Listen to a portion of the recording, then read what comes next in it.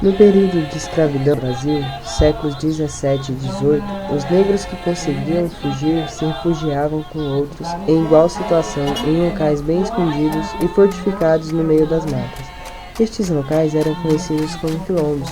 Nessas comunidades eles viviam de acordo com sua cultura africana, plantando e produzindo em comunidade. Na época colonial, o Brasil chegou a ter centenas destas comunidades espalhadas, principalmente pelos atuais estados da Bahia, Pernambuco, Goiás, Mato Grosso, Minas Gerais e Alagoas.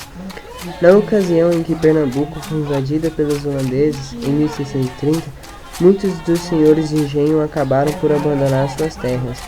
Este fato beneficiou a fuga de um grande número de escravos. Estes, após fugirem, buscaram um abrigo no Quilombo dos Palmares, localizado em Alagoas. No ano de 1670, este já abrigava em torno de 50 mil escravos, conhecidos como quilombolas. Costumavam pegar alimentos escondidos das plantações dos engenhos existentes nas regiões próximas, situação que incomodava os habitantes.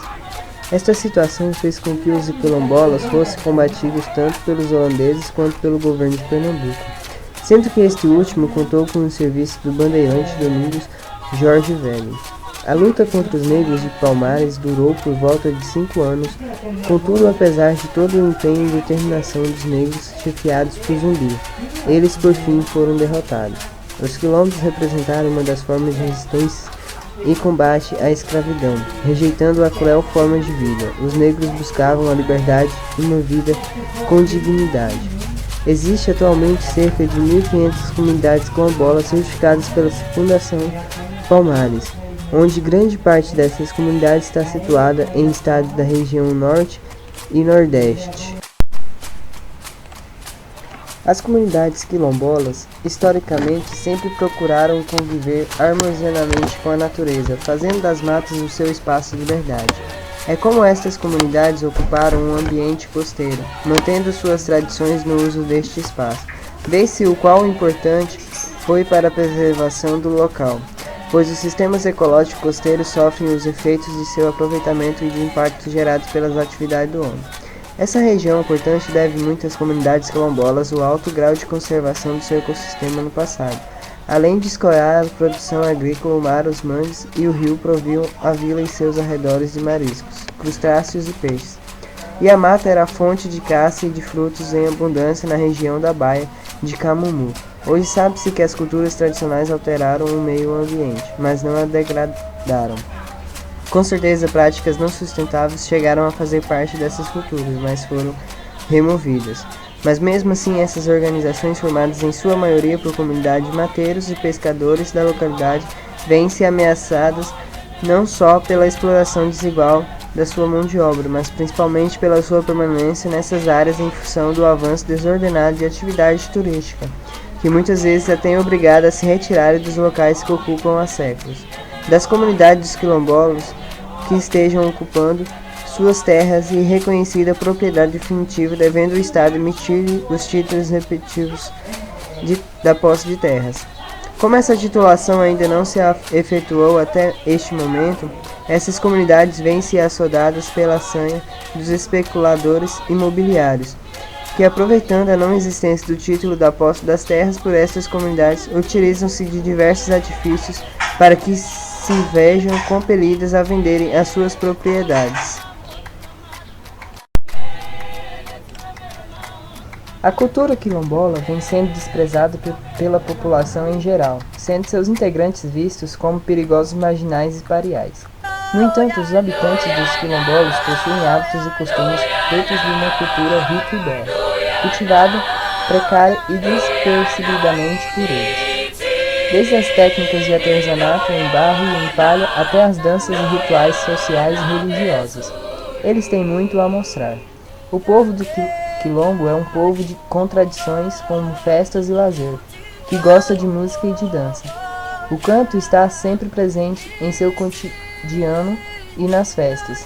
Entre os quilombolas há um grande número de cantores e compositores que relatam em suas músicas a vida, a luta e a esperança de seu povo.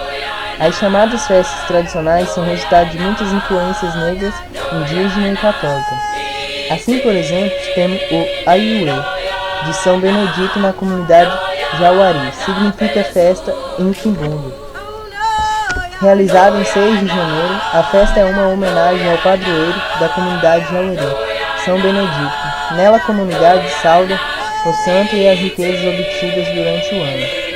Em algumas comunidades existem costumes curiosos, como o casamento, que é costumado quando o noivo sequestra a noiva e a leva para morarem juntos. O sequestro é consentido, mas ainda assim é algo inusitado para aqueles que não conhecem a cultura. Outro ponto interessante é a mazurca, dança tradicional de algumas das comunidades, que com a marzuca polonesa tem em comum apenas o nome, assemelhando-se mais a um tipo de coco de roda. Um ponto marcante e que serve de definidor é a questão religiosa.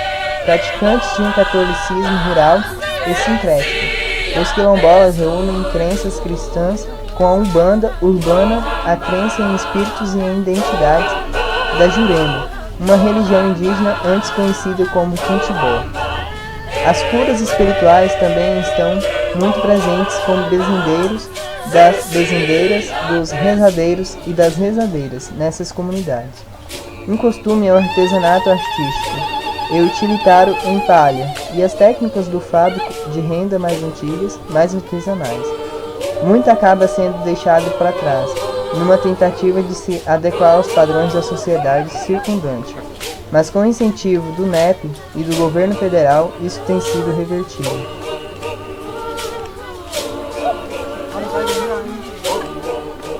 As principais violações dos direitos das comunidades quilombolas giram em torno da falta de interesse do Estado em legalizar o registro das terras das quais possuem direito garantido em lei por serem comunidades tradicionais.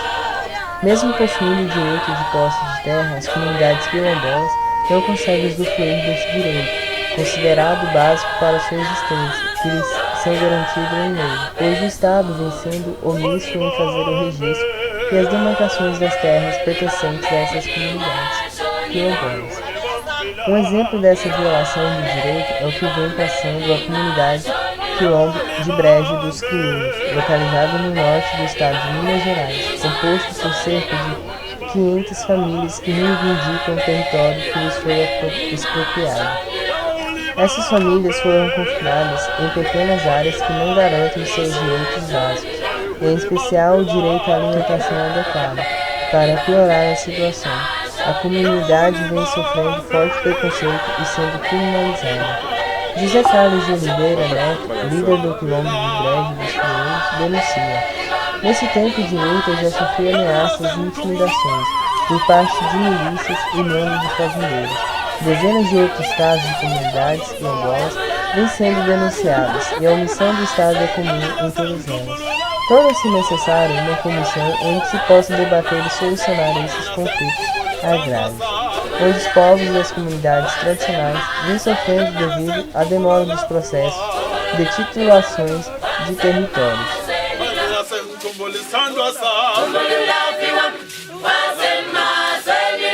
Live